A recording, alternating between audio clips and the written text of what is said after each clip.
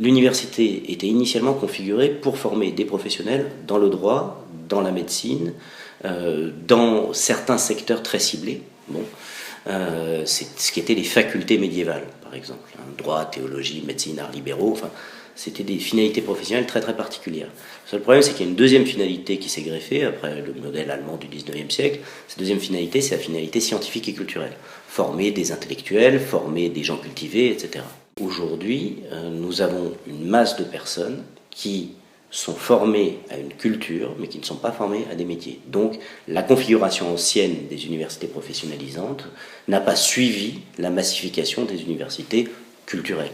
Paradoxalement, c'est pas parce qu'elle a une crise de professionnalisation ou d'insertion professionnelle qu'elle ne sert pas. Elle sert à former des esprits, elle sert à former des citoyens, elle sert à former également, on va dire, une sociabilité. Donc on a beaucoup de fonctions qui sont encore très opérationnelles et très efficaces.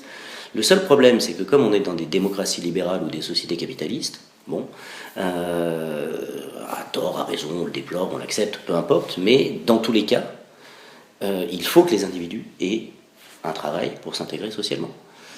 Et donc, si les universités n'assurent pas ce rôle-là, ça veut dire qu'elles sont un peu unijambistes.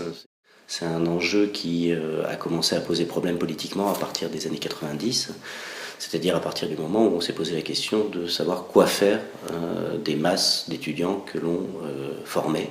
Donc à partir du moment où on a eu 1 million, 1,5 million, 2 millions d'étudiants formés par le système universitaire et qu'on s'est aperçu que le marché du travail réciproquement déclinait en capacité d'emploi. On a une précarisation de l'enseignement supérieur qui a un impact sur la qualité de l'enseignement et de la recherche.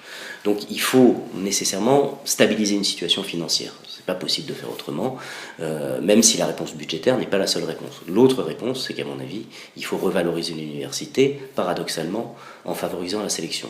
Et là, je pense qu'il y a quelque chose qui est en train de se passer, au moins au niveau des masters.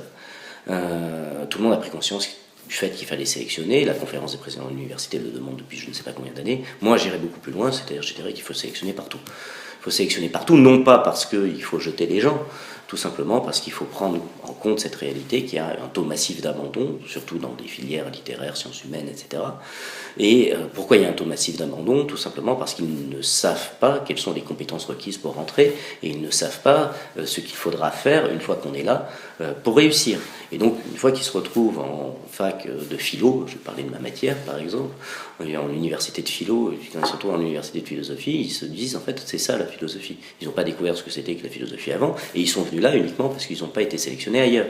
Donc il n'y a pas de choix positif de l'université. S'il y avait une petite sélection à l'université, on pourrait au moins dire qu'on a un taux de formation qui est correct et pouvoir répartir un peu mieux ou orienter un peu mieux les étudiants. Donc moi je serais pour une sélection en dessous du master, carrément au niveau licence.